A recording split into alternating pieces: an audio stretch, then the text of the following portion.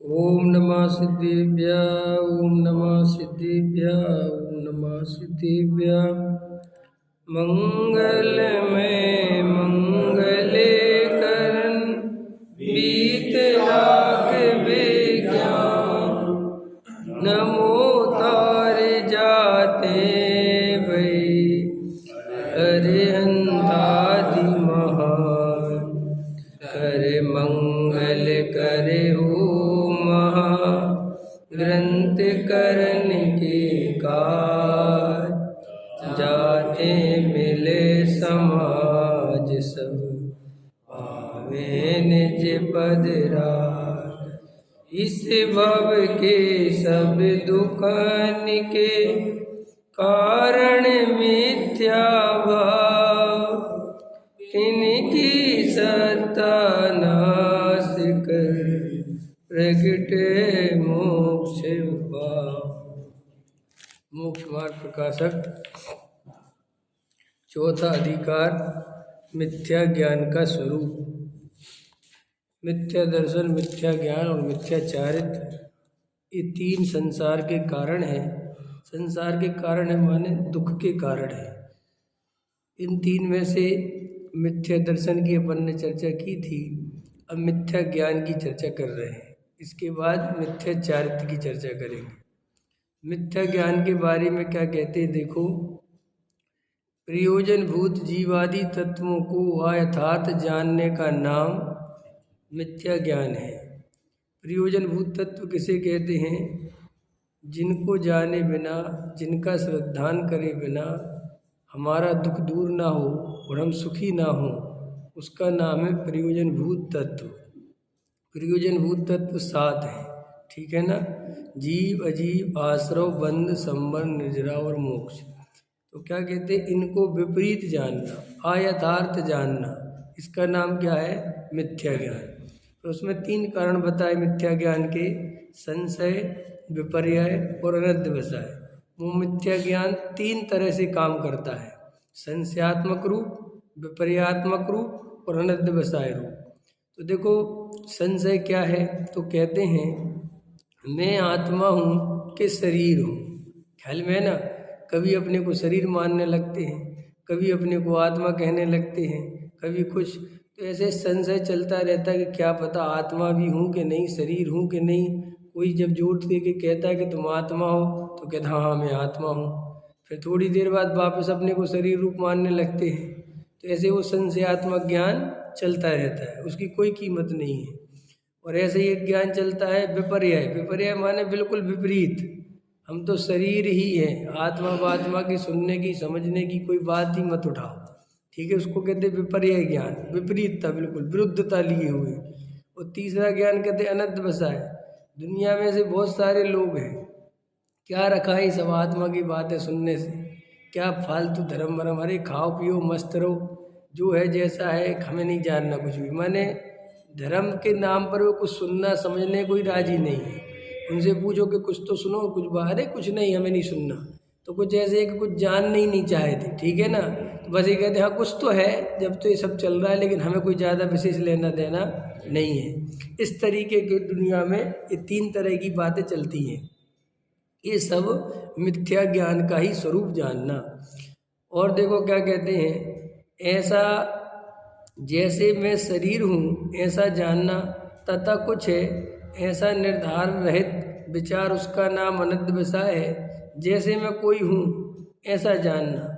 इस प्रकार प्रयोजनभूत जीवादि तत्वों में संशय, विपर्यय, अनध्यवसाय रूप जो जानना हो, उसका नाम क्या है? मिथ्या ज्ञान।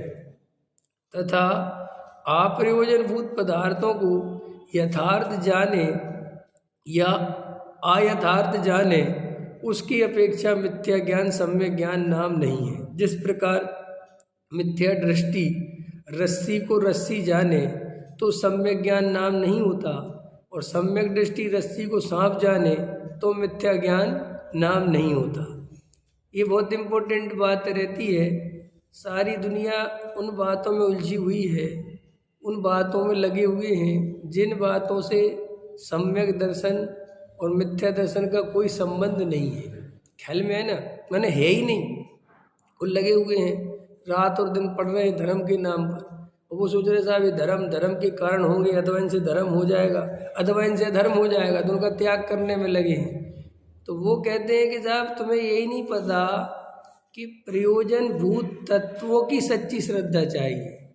तुम्हें बाहर के ज्ञान से कोई विशेष फर्क पड़ने वाला नहीं है, लेकिन बहुत सारी दुनिया देखो इसी काम में लगी हुई है, कर्म फिलॉसफी समझने में लगे हैं, 3 लोग का नक्शा समझने में लगे हुए हैं, ख्याल में क्या खाना चाहिए क्या नहीं खाना चाहिए, इसमें रात और दिन अपना दिमाग लगा रहे। अब उनको ये पता नहीं कि आत्मा के बारे में सच्चा ज्ञान है नहीं, और ये सब बाहर की जो चीज़ें हैं ये सब आप प्रयोजनभूत है, इससे जीव का कोई प्रयोजन नहीं है। कल ये बात अपन ने कही थी कि अभी तो हमें यही नहीं पता कि प्रयोजनभूत बात क्या है, और हम आप प्रयोजनभूत कार्यों में धर्म के नाम पर लगे रहते हैं, लगे जबकि उसका संवेदन से कोई संबंध नहीं है, कोई संबंध ही नहीं है। लेकिन ऐसा क्यों करते हैं? क्योंकि बात इतनी सी है कि हमें इधर उधर उलझना है, हमें सच्ची बात समझना ही नहीं है।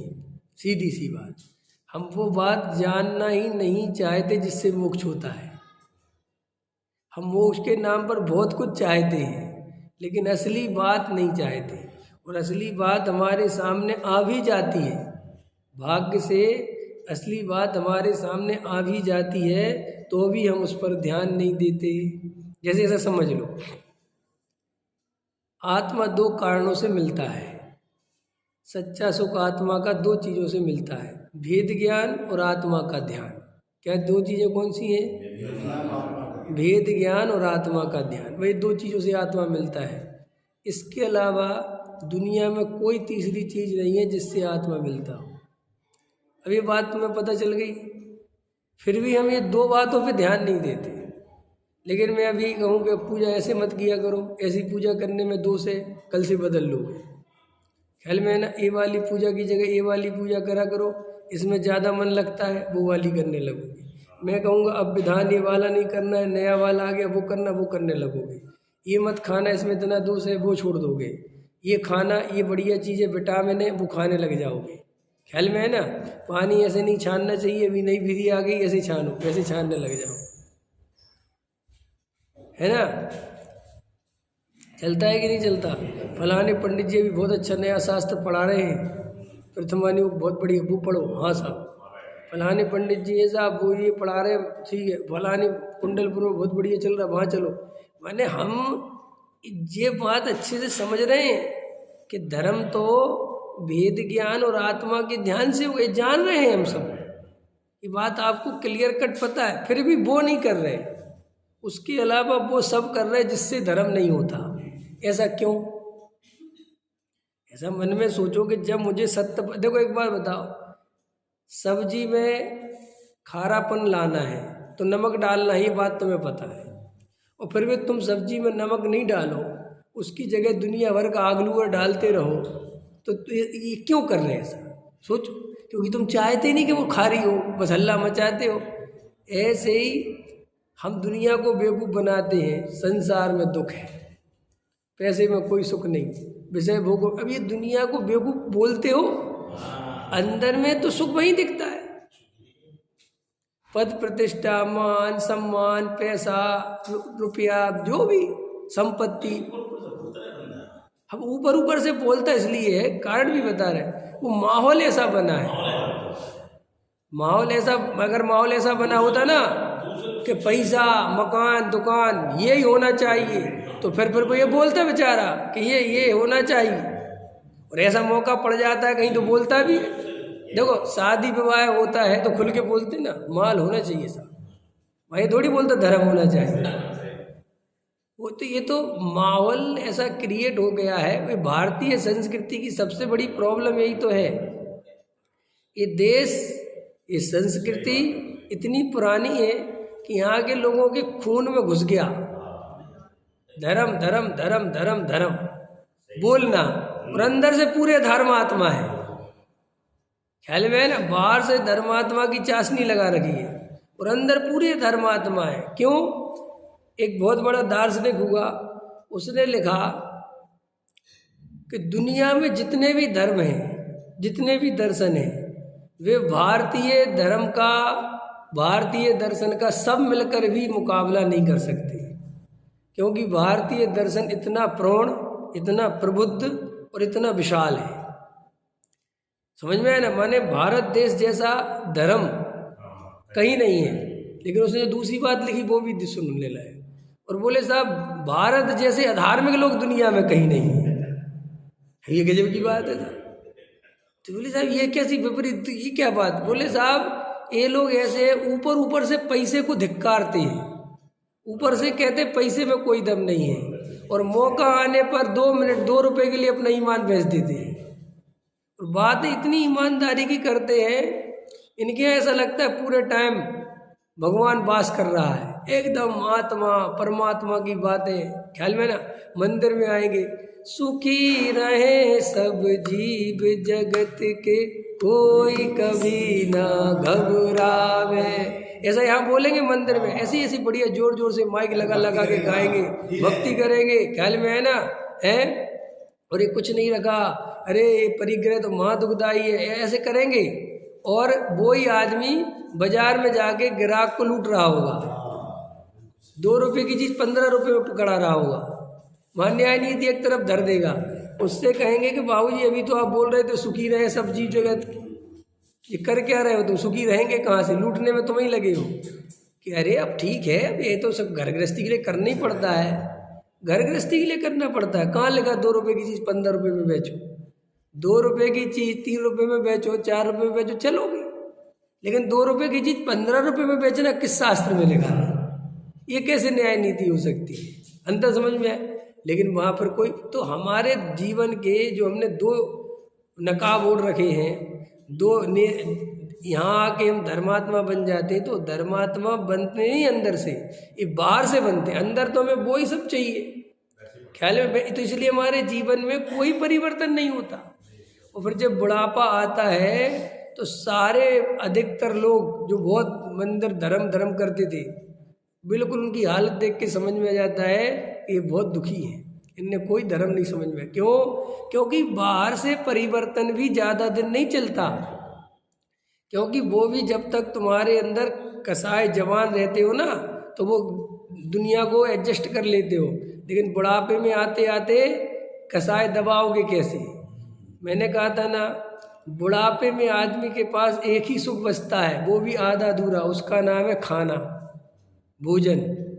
इसलिए वो भोजन मांगने बराबर कहते बुढ़ापे में इनकी बड़ी मति खराब हो गई। पहले तो बड़े नियम धर्म से चलते थे, अब तो पता नहीं। वो नियम धर्म से पहले भी नहीं चलता था, वो तो पहले दूसरे कामों में लगा था, और कहीं से राख की पूर्ति हो जाती थी तो बेचारा शांति से तुम जो देते थे या जैसा था वो कर लेता था। अब उसके पास कुछ नहीं बचा कसाय की पूर्ति के लिए, अब एक ही माध्यम बचा है। आपने कितने बूढ़े आदमी को देखा जैन साहब? हमने बहुत बुजुर्ग लोगों को देखा, उनको सुबह से दोपहर के भोजन की चिंता हो जाती है, और दोपहर से शाम के भोजन की चिंता हो जाती है, और शाम होते फिर सुबह के भोजन की चिंता हो जाती है। कई बार तो बच्चे बहू ऐसे कहने लगते कि भोजन के अलावा कुछ और दिखता है कि नहीं दिखता है, क्या बनाओगे शाम को? बनेंगे नहीं, बता दो। क्योंकि उसको भोजन के अलावा सोचने के लिए कोई चीज़ नहीं है। अब तुम्हारे पास 1000 काम है। आपने कभी अरविंद जी की बात सोची कि हम लोग इतनी मेहनत क्यों करना चाहते हैं? हम लोग शांति से क्यों नहीं बैठना चाहते? ये बात आपको पता चल गई, आपको समझ में आ गई कि यार भाई ये सब यहीं रह जाएगा, मैं क्यों इतना परेशान हो रहा हूँ, इतनी झंझटें मूल क्यों ले रहा हूँ? सोचा कभी ऐसा क्यों हो रहा है? तो तुमने जो उत्तर रट रखे हैं, सब घर गृहस्थी है, मोह का उदय है, कर्म पी, ये सब उत्तर गलत है बिल्कुल। शुरू से ही काम ऐसा डाल दिया है, शुरू से ही पुरखों ने ऐसा काम डाल दिया, लगे रहो हमारे पास। पुरखों ये आदत पड़ गई है, वो आदत छूटे कैसे? कोई आदत नहीं पड़, बता रहा हूँ ना, उसका कारण बता रहा हूँ। हम शांति से बैठना इसलिए पसंद नहीं करते, आदमी खाली बैठना इसलिए पसंद नहीं करता क्योंकि खाली बैठते ही उसका अहंकार गिरता है। क्या गिरता है? जैसे ही आदमी खाली होता है उसके दिमाग में आता है मैं कुछ हूँ ही नहीं, मैं कुछ काम का ही नहीं बचा। तो वो जितना दंड फंद में लगा रहता है, व्यस्त बना रहता है, तो उसको एक भ्रम बना रहता है कि मैं कुछ हूँ। हमारे पूरे जीवन का जो निचोड़ है वो ये है, हम इस दुनिया में जितनी भी मेहनत कर रहे हैं वो सिर्फ इस बात के लिए कर रहे हैं कि मैं हूँ, मेरी सत्ता, इस बात के लिए रात और दिन लगे हुए हैं। और हमारा कोई कारण नहीं है। मैं अगर कुछ नहीं करूँगा तो मुझे कौन पूछेगा? मैं अगर घर में शांत बैठ जाऊँगा तो फैक्ट्री तक वाले नहीं पूछेंगे, भले फैक्ट्री मेरी है।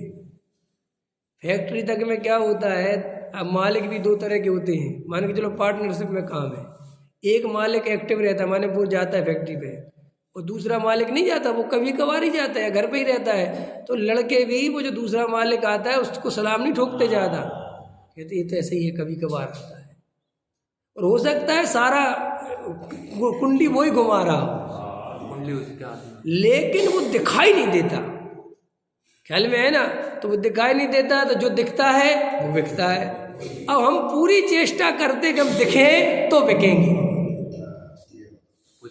समझ गए ना? पुजेंगे। अब इसलिए हम घर में शांत होकर नहीं बैठ सकते। बस इतनी सी बात। आप जो राजनीति कर रहे हो, आप जो समाज में एक्टिव हो रहे हो, कोई कारण नहीं है आपका, आपको कोई पैसा नहीं मिल रहा है, कुछ बात भी नहीं है, बस आपको लगता है मेरी पहचान बने, मैं कुछ हूँ, मैं कुछ करके दिखा पाया। बस इतनी सी बात के लिए हम शांति से बैठने को तैयार नहीं हैं। और ये तुम नहीं और मैं नहीं, ये हर गरीब से गरीब आदमी को भी चैन नहीं पड़ती, अमीर आदमी को भी चैन नहीं पड़ती। क्या अब ये रूस का राष्ट्रपति है, ये लड़ रहा है, उससे पूछो किस लिए लड़ रहे, तुम पे क्या कमी है, पूछो। अभी उससे अगर ये प्रश्न कर भी लोगे ना तुम कि तुम पे किस बात के लिए लड़ रहे तुम, तो सिर्फ एक ही निकल गया, ईगो, अहंकार। कोई उसको संपत्ति नहीं चाहिए क्योंकि वो खुद ही विकसित देश है, वो क्या करेगा पैसे रुपया, उसको बहुत माल है। तो उससे कहो कि तुम लड़ क्यों रहे, इसलिए लड़ रहे कि बैठे बैठे चैन नहीं पड़ रही थी। अब सब जगह पुतन घूम रहा है, रूस ही रूस घूम रहा है। आपको पता है जितने भी युद्ध होते हैं, जितने भी महायुद्ध हुए, जितने भी विश्व युद्ध हुए, उसका कोई दूसरा कारण नहीं है, ओनली अहंकार कि हम कुछ नहीं है, क्या हमारा नाम ही नहीं हो रहा कहीं, हम शांत कैसे बैठे रहे। तो जैसे ही पावर आती है आदमी के पास, तो फिर वो इस काम के लिए लग जाता है कि मुझे पूरी दुनिया जाने। तो आप समझ गए हम पावर क्यों चाहते हैं, पावर का रिजल्ट क्या है, नहीं समझ में आया? आप करोड़पति क्यों बनना चाहते हैं, आपको ये बात पता है अंदर खाने कि क्यों बनना चाहते हैं? इसलिए कि हम दुनिया को दिखा सके कि हमने कुछ किया। आपको करोड़पति में और कोई रस नहीं है, आपको सोना चांदी नहीं खाना है। आपको ये बात अच्छे से पता है कि हम करोड़पति बनने के बाद भी यही भोजन करेंगे, नहीं पता क्या? हम और आप में से ऐसा कोई आदमी नहीं है कि हल्का भोजन कर रहे हैं क्योंकि पैसा नहीं है, ऐसा तो नहीं है ना। हम उतने ही बढ़िया भोजन कर रहे हैं जितना बढ़िया करोड़पति कर रहा है, क्योंकि इतनी कमी तो अपने पास नहीं है। अपन वैसे ही कपड़े पहन रहे हैं जैसे करोड़पति पहन रहे हैं, कोई अपने पास इन चीज़ों की कोई कमी नहीं है। उसके घर में एसी लगा तो अपने घर में एसी लगा, उसके पास गाड़ी है तो वो कोई बात ही नहीं है। तो फिर अब बात क्या है? अब बात है कि मुझे नाम चाहिए, मुझे दुनिया में दिखना चाहिए कि मेरी वजह से भी कुछ हो रहा है, और मेरी वजह से कुछ नहीं हो रहा, ये बहुत दुख देता है। मंदिर में विधान किसकी तरफ से कि साहब किसी और की तरफ। देखो अपनी, देखो मुरझाए हो ना तुम, जिनकी तरफ से वो खिले हुए हैं, जिनकी तरफ से नहीं होता वे मुरझाए रहते हैं। मैं नहीं कहते विधान में आना, कौन कहता है? जो तुमसे जोर से गए ना विधान में आना है जी, समझ जाना इसकी तरफ से है। बिल्कुल सही, ये बिल्कुल सही क्या? इससे अलग कोई दूसरा सही है भी नहीं। मैं तुम्हें ये नहीं समझाने की कोशिश कर रहा, मैं तुम्हें ये समझाने की कोशिश कर रहा हूँ कि ये सब अहंकार है। हम रात और दिन जो मरे जा रहे हैं ना, आपसे पूछो आप क्यों मरे जा रहे हैं, आप क्यों करवा रहे हैं, क्यों लगे हुए हो, क्या जरूरत है आपको? सिर्फ एक ही कारण, मैं कुछ हूँ। मैं दुनिया को कैसे दिखाऊं कि मैं कुछ हूँ, बताओ? और हर आदमी अपने अपने लेवल पे दिखाता है। पत्नी, देखो आपने कभी कोशिश देखा, आप घर में प्रवेश करते हो, आपकी पत्नी है, और पत्नी बैठी हुई है, पत्नी को आपसे कोई काम नहीं है, अथवा आपको अपनी पत्नी से कोई काम नहीं, लेकिन आप घर में गए और आप एक कोने में जाके बैठ गए, कुर्सी पे जाके बैठ गए और आप अपना मोबाइल चलाने लगे, तो उसको ऐसा लगता है तुम्हारा मोबाइल उठा के फेंक दूँ, उसको लगता है तुम्हारा गला पकड़ के दबा दूँ। क्यों? और उससे तुम ऐसा मोबाइल रखना एक तरफ पर, पूछना बोलो अब क्या काम है, कुछ नहीं। तो फिर तुम्हें प्रॉब्लम क्या है कि तुम कुछ समझते ही नहीं। और समझते हो क्या समझना है रमेश जी, समझते हो?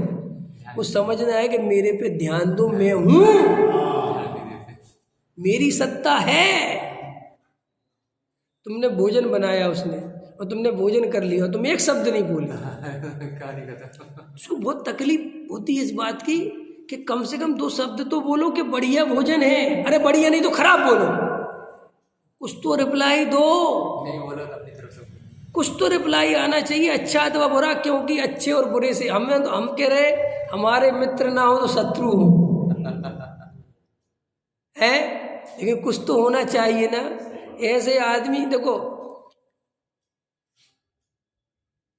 एक बूढ़ा आदमी ले लो अथवा ऐसा आदमी ले लो जो शांति से घर में बैठा कुछ करता धरता नहीं है, तो वो जो करने धरने वाला है, जो मेहनत करने वाला है, जो भाग रहा है, तो अपन खुद सोचो, अपना नजरिया देखो। एक आदमी घर में बैठा, ध्यान से देखना अच्छे से, एक आदमी घर में बैठा, चलो छोड़ो ये तो मैं थोड़ा बाद में समझा, सास और बहू अच्छे समझ में जाएंगे।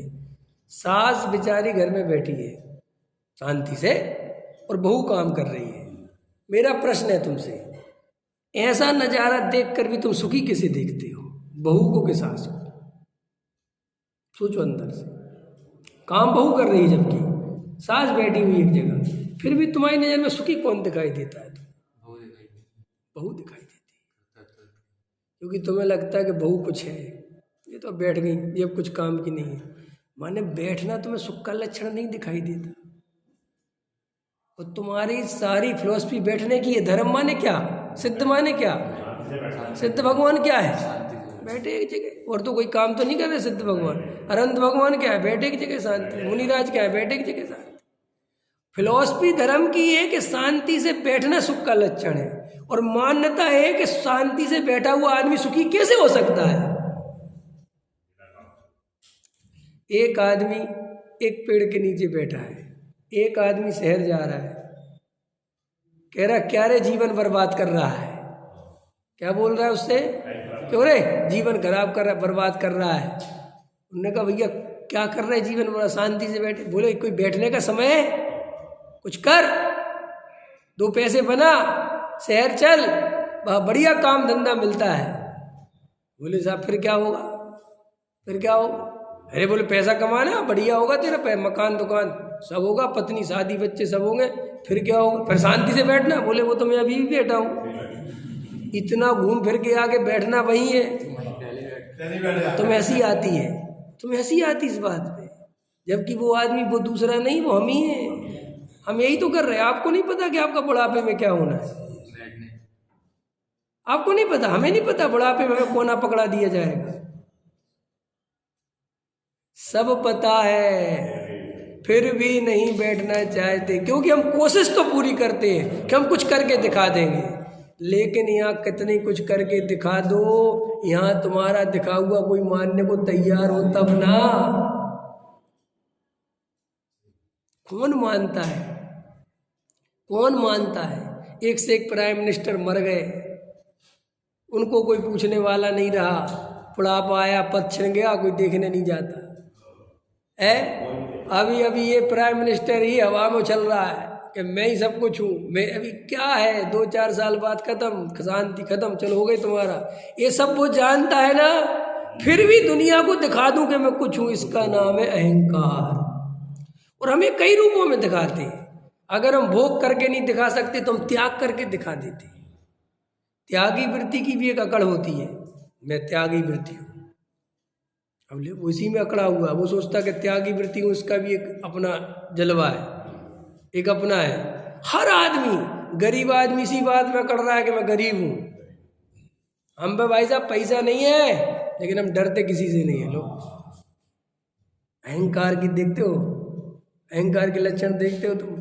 ये नेता लोग जब ये वोट मांगने निकलते हैं पैर छूते हैं गरीबों के, है ना, सबके पैर छूते हैं। वो पैर छुलाने वाला नहीं जानता ये 2 दिन की चांदनी है, फिर अंधेरी रात। अरे ये पैर छूने आज आया है, कल बनते तो दिखाई भी नहीं देने का। और तुमने कभी देखा जब वोट मांगने जाते जब पैर छूते हैं, और जब जीत के आते हैं तब पैर नहीं छूते, फिर गाड़ी में बैठ के ऐसे ऐसे करते। देखा तुमने, देखा होगा फिर ऐसे ऐसे करेंगे, ऐसे ऐसे ऐसे ऐसे। हल में आया ना।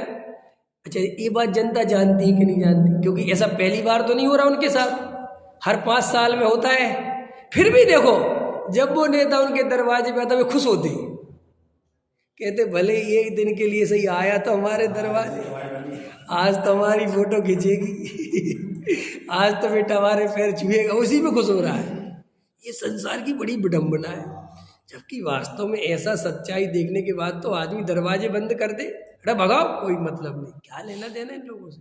लेकिन फिर भी मजा है, फिर भी मजा है। यही संसार है। मुझे बड़ा आश्चर्य होता है, क्या संसार है, क्या संसार के लोग हैं। सब कुछ सत्य जानने पर भी, सब कुछ दिखाई देने पर भी, सब कुछ अनुभव आने पर भी ये मन कहता है कि तू चला जा, कोई टेंशन मत ले, सब झूठ है हमारा मन पता है जैन साहब कैसा है? आपने 5 लोगों को मरते हुए देखा, न जाने आपने इतनी उम्र में आते आते कितने लोगों की अर्थी देख ली होगी ना। लेकिन ये मन पता क्या कहता, तेरे साथ नहीं होगा ऐसा। ये मन की ये बड़ी गजब की, वो आपको आपसे छुपा के रखता है। आप दुनिया में कैंसर हो रहा, आपका मन कहेगा नहीं नहीं नहीं, ये तो उसकी गलती से हुआ है, आपको नहीं होगा। क्योंकि आपका मन आपको हमेशा सच्चाई सामने आने पर भी ढकवा देता है। तुम्हें अपने हर कृत्य सही दिखाई देते, तुम्हें अपना क्रोध भी सही दिखाई देता है, दूसरे का क्रोध बुरा दिखाई देता है। मन कहता है उसका क्रोध गलत है, लेकिन तुमने सार्थक क्रोध किया, तुम्हारा क्रोध जरूरी था, नहीं समझ में आया। दूसरे पंडित जो प्रवचन कर रहे हैं वो बेकार कर रहे हैं, मैं जो प्रवचन कर रहा हूँ बहुत अच्छा कर रहा हूँ। ये मन है। आपको मन हमेशा ऐसे घुमा के रखता है, ऐसा घुमा के रखता है कि आपको सच्चाई सामने आने पर भी कुछ नहीं होता। इसका नाम है मिथ्या दर्शन। ये बात अच्छे से समझ लें। हम शांति से इसलिए नहीं बैठ सकते, इसलिए जब हमें शांति से बैठाने की कोई बात आती है हमें बहुत दुख होता है। तुमने देखा कोई भी कार्यक्रम होता है, उसमें जो कार्यकर्ता होता है उसके चेहरे की चमक अलग होती है। कार्यकर्ता वो क्या बन जाते हैं? कार्यकर्ता तो समझ गए ना।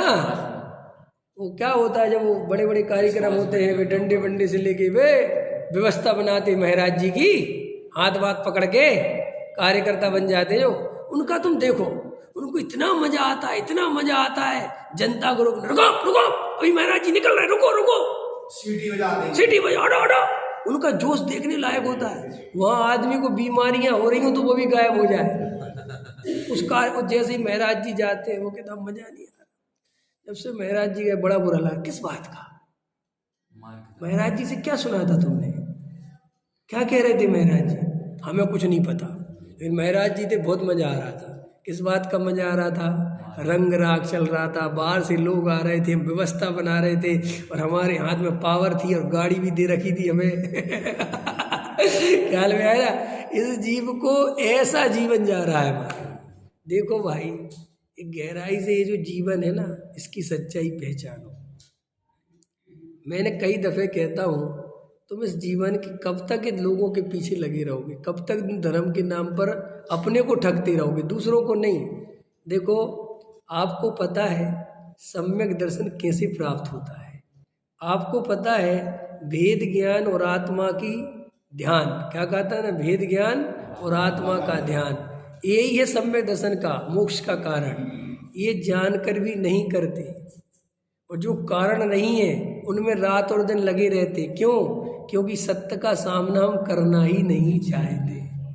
पकड़ में आ गई बात? देखो अरविंद जी, आपकी संपत्ति क्या है जो मृत्यु के बाद भी आपके साथ रहे?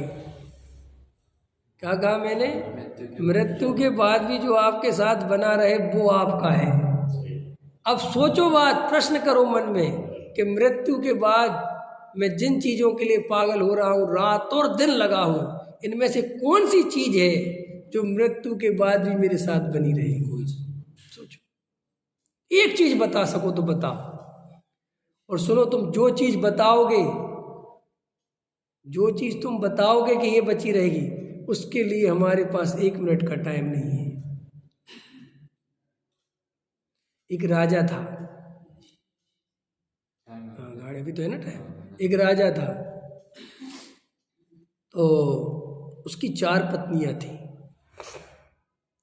और उसकी एक जो समझ लो 4 पत्नियों में से 3 पत्नी बहुत सुंदर थी, और चौथी पत्नी थोड़ी कम सुंदर थी, थोड़ी पुरानी भी थी। और वो इन 3 पत्नियों से बहुत प्रेम में लगा रहता था। वो चौथी पत्नी से बहुत कम बातचीत करता था, कभी कभार मिलता था, बात करता था, ध्यान नहीं देता था।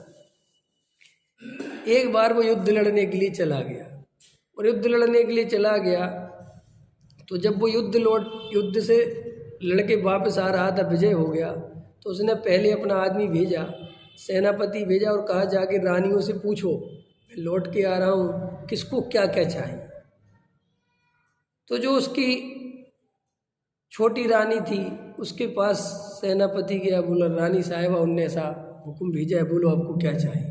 मुझे बहुत सुंदर हार बनवा के लाए सोने का। बोले अच्छा ठीक है। दूसरे के पास गए, उसने कहा मुझे बहुत सुंदर साड़ी चाहिए। तीसरे के पास गए, उसने कहा साहब मुझे बहुत सुंदर कंगन चाहिए। चौथी के पास गए, उसने कहा 3 रानियों ने बता दिया है, अब आप और बता दें आपको क्या चाहिए। बोले मुझे कुछ नहीं चाहिए, उनसे सिर्फ ये कहना कि वो सही सलामत वापस आ जाए, मेरे लिए वो ही सब कुछ है। तो राजा के पास जाके सेनापति ने बताया संदेश। तो राजा को उस दिन महसूस हुआ कि इन 3 लोगों ने तो अपनी अपनी डिमांड मांगी, और ये भी नहीं पूछा कि मैं कैसा हूँ, क्या है क्या नहीं है। और ये चौथी रानी, जिस पर मैं ध्यान ही नहीं देता, वो कहती है कि मुझे कुछ नहीं चाहिए, जबकि मैं इनको हमेशा गिफ्ट दिलाता रहता हूँ। इस रानी को तो मैं कुछ देता भी नहीं हूँ, तो भी ये कहती है कि वो सलामत आ जाए, वो सही घर पे आ जाए, मुझे कुछ नहीं चाहिए, बस वो ही मेरे सब कुछ है। तो आया, तो सबसे पहले फिर उसी रानी से मिलने गया। ऐसे ही हमारे जीवन को पहचानो। तुम आज जिस आत्मा रूपी रानी पे ध्यान नहीं दे रहे हो, जिस आत्मा का ध्यान करने की तुम्हें फुर्सत नहीं है, जिस आत्मा के बारे में सोचने की हमें फुर्सत नहीं है, एक दिन वो आत्मा ही बचेगा और सब खत्म हो जाएगा। ये जिन बच्चों के लिए तुम रात और दिन उपयोग खराब कर रहे हो, रात और दिन, वे बच्चे ज़्यादा समय बात नहीं, 20-25 साल होने के बाद, जब वो 20-25 साल के हो जाएंगे, उनके शादी विवाह हो जाएंगे, गारंटी से वो अभी आप पर जितना ध्यान देते भी हैं प्रेम में, अभी तो प्रेम में देते हैं, फिर बाद में उतना ध्यान भी नहीं देंगे। एक बात, और जितना ध्यान देंगे वो प्रेम में नहीं देंगे, कर्तव्य समझ के देंगे। क्या समझ के देंगे? कर्तव्य और प्रेम में अंतर समझते हो? बताना तो नहीं ना? ठीक है। हाँ, कर्तव्य करना पड़ता है और प्रेम होता है। इसका और लगा लो, मिथ्याचारित्र पालना पड़ता है, वो सम्यक चारित्र होता है। ख्याल में है ना? ये मिथ्याचारित्र, इसलिए तो जो लोग चारित्र को पाल कर दुखी हैं, समझ लेना वो मिथ्याचारित्र है। क्या कहा मैंने? कि पंडित जी दुख तो हो गई ना, हम उपवास करेंगे और आप भोजन करोगे, तो स्वाभाविक हमें दुख होगा। कि यही मिथ्या दर्शन है। जिसको उपवास करके दुख होता है और रोटी खाने वाला सुखी दिखाई देता है, इसका नाम मिथ्याचारित्र है। फिर वस्तु स्वरूप कैसा है कि असली उपवास उसका है, असली एकासन उसका है जिसको भोजन करने वाले से ज़्यादा आनंद आए। क्या कहा मैंने? आपको पता है सम्यक चारित्र किसे कहते हैं? किसे कहते हैं सम्यक चारित्र? जिसको विषय भोग भोगने वालों से अनंत गुना आनंद आए, उसका नाम चारित्र है। इसलिए मुनिराज एक टाइम भोजन करते हैं और ऐसे रहते हैं और वैसे रहते हैं और ये करते हैं और वो करते हैं, ऐसी मिथ्या मान्यता जिनकी पड़ी है, और घोर उपसर्ग सहते हुए कुछ नहीं सहते बहते। मुनिराज अनंत आनंद में रहते हैं, तपस्या तो हम करते हैं, त्याग तो हम करते हैं कि नहीं करते हैं? एक बार एक साधु के पास एक व्यक्ति वो गया, ऐसे पैसे ले गया और उनके चरणों में रख दिया और बोले महाराज मेरा ये कहीं पे पैसा कहीं अच्छी जगह धर्म कार्यों में लगा दो, ख्याल में है ना। तो उन्होंने कहा कि साहब हम क्या लगा दें, हम तो भोगी आदमी हैं। क्या बोले? भोगी आदमी। खेले साहब कैसी बातें करते हो, भोगी तो हम हैं, आप तो महात्यागी हो। बोले गलत, महात्यागी मैं नहीं हूँ, महात्यागी तो तू है, मैं तो महाभोगी हूँ। बोले साहब कैसे? बोले तू रुपया पैसा मकान दुकान को जोड़ रहा है और आत्मा के सुख का त्याग करके बैठा है, कंकड़ पत्थर जोड़ रहा है और हीरे मोती छोड़ रहा है, तो त्यागी कौन हुआ? कौन हुआ त्यागी? तू। बोले मैं तो आत्मा का सुख भोग रहा हूँ और कंकड़ पत्थर छोड़ दिए मैंने, तो भोगी कौन हुआ? मैं। मुनिराज है भोगी, गृहस्थ है योगी। क्या कहा मैंने? मुनिराज वास्तव में भोगी है। क्यों भोगी है? वो असली सुख को भोग रहे हैं। यार एक बात बताओ जैन साहब, सुनो ऐसा समय उदाहरण दे देता हूँ। मेरी धर्म पत्नी ने आर्टिफिशियल गोल्ड पहना है और आपकी पत्नी ने असली गोल्ड पहना है, तो असली गोल्ड का मजा किसके पास है? जिसके पास असली है। और मेरी धर्म पत्नी ने नकली गोल्ड पहन रखा है, तो उसके पास असली का मजा कहाँ है? नहीं समझे? असली गोल्ड का असली गोल्ड तो उसी के पास है। हाँ, अब वो नकली को असली माने तो हंसोगे तुम, भैया नकली है, अब नकली सही, तो भाई नकली तो नकली है। ऐसे ही तुम पंचेंद्री के विषय भोगों को भले ही कितने ही असली मानो, वे है नकली, चाहे कुछ कर लो, वे टिकने वाले जैसे वो आर्टिफिशियल गोल्ड टिकने वाला नहीं है, 2 4 6 8 महीने में खत्म हो जाएगा। ऐसे पंचेंद्री के विषय वो बिल्कुल वैसे ही है। और अतीन्द्रिय सुख कैसा है? वो सदा काल रहेगा, एक बार प्रकट हो गया तो कभी नाश नहीं होगा। ऐसा अतीन्द्रिय आनंद भोगने वाले मुनिराज वे भोगी हैं कि हमें जो थोड़े बहुत इंद्रियों के भोग लेते हैं तो हम भोगी हैं। कौन हुआ भोगी? वे भोगी। और वे त्यागी हैं कि हम, उनने तो आर्टिफिशियल चीज़ों का त्याग किया, हम तो असली चीज़ का त्याग कर रहे हैं। तो त्यागी कौन हुआ? उनने क्या छोड़ा? पंच इंद्री के विषय भोग जिनमें कोई दम ही नहीं थी, और हमने छोड़ा अतीन्द्रिय आनंद, तो त्यागी कौन हुआ? हम हुए। ऐसी व्याख्या सुनी रमेश जी?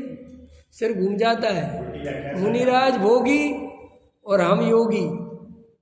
समझ में आया? गजब की बात हो रही है। समझ जाएंगे तो समझ जाओगे, नहीं समझोगे तो नहीं समझोगे। भाई मुनिराज जितना सुखी है, मुनिराज जितने आनंद में है, अभी हमें और आपको पता ही नहीं है।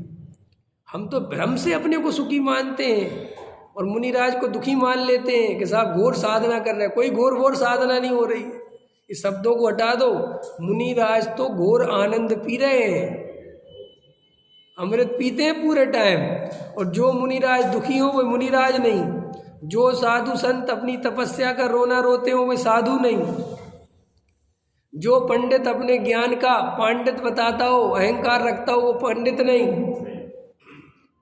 तुम्हें भी अपनी क्रियाओं का नशा चढ़ गया हो ना, तो तुरंत उतार दो उनको, वे तुम्हें जहर है, वे जहर का काम करेंगी। जैसे दवाई एक्सपायरी होने के बाद दवा का काम नहीं करती, काय का काम करती है, ऐसे ही तुम्हें पूजा पाठ का, स्वाध्याय का, त्याग व्रत का, क्रियाकांड का, दान का अगर घमंड आ गया हो, अगर अहंकार आ गया हो, तो समझ लेना अब ये अमृत नहीं है, वे सब जहर हो गया है। इसी समय छोड़ दो। ख्याल में आए कि नहीं? क्योंकि ये जो अहंकार है ये पूरा जीवन दुखदाई बना देता है, और हमारा जीवन पूरा अहंकार में लगा हुआ है, पूरा जीवन। और तुम्हारा और मेरा नहीं, हर व्यक्ति का, जो ज्ञानी धर्मात्मा नहीं हुए हैं वो सब अहंकार में मर रहे हैं। छोटे से छोटा बच्चा अहंकार में लगा हुआ है, मैं कुछ हूँ, मैं कुछ हूँ। हमारी पूरी ताकत काय में लगी बताओ? घर में पत्नी ताकत लगा दी कि मैं कुछ हूँ। हम मंदिर में आके ताकत, पूजा पढ़ने वाले देखते पूजा कैसे पढ़ते हैं। तुम धीरे से पढ़ सकते हो पूजा है? धीरे से नहीं पढ़ सकते। 4 लोग अगर तेज पढ़ रहे तो 5 आदमी और तेज पढ़ने लगता, वो कहते हैं हमारी सत्ता ही नहीं है क्या है, और आगे आगे पढ़ेंगे, वो पहली लाइन पूरी हो नहीं पाएगी, वो खत्म नहीं हो पाएगी, खट से आगे की बोल देंगे जैसे कोई ट्रेन छूट रही हो। ख्याल में क्यों बोलना जल्दी जल्दी, कहाँ आप बता रही, क्यों कर रहे हैं, बस उसमें ऐसा बोल के लगता हमें यार के बोलने लगते ना जो ओम रीम, अब मान के चलो आज वो कोई और बोलने लगे तो उसको तकलीफ होने लगती है, ये गलत बोल रहा है, ये सही नहीं बोल रहा है। अरे क्या तकलीफ है, अहंकार बन गया वो अर्घ बोलना क्या बन गया, अब अहंकार। जैन साहब देखना, कभी नोटिस करना ये सब बातें अंदर में, तब पता चलेगा कि बाप रे बाप हम पूजा भी अहंकार के लिए करी है। सामग्री बनाए ना कोई रोज और दूसरा आके सामग्री बनाने लगे, ढंग की नहीं बनाते। हमने देखा पानी वैसा छानते ही नहीं, देखे तुमने सब लड़ाई झगड़े मंदिर के। ये आप बस सोचना कि पंडित जी ने कोई यहाँ कैमरे लगा रखे, मैंने कोई कैमरे, ये सब लड़ाई झगड़े करके पंडित बनाऊं मैं मुझे सब पता है, मैंने पूछ सब कर लिए, सब देख लिया है, ख्याल में है ना। इसलिए मुझे घर बैठे सब पता चलता है कि क्या हो रहा है। इसलिए गहराई से विचार करना कि ये जीवन धर्म के नाम पर भी ओनली अहंकार में जा रहा है और कुछ नहीं हो रहा है। गहराई से विचार करो। सहजानंद।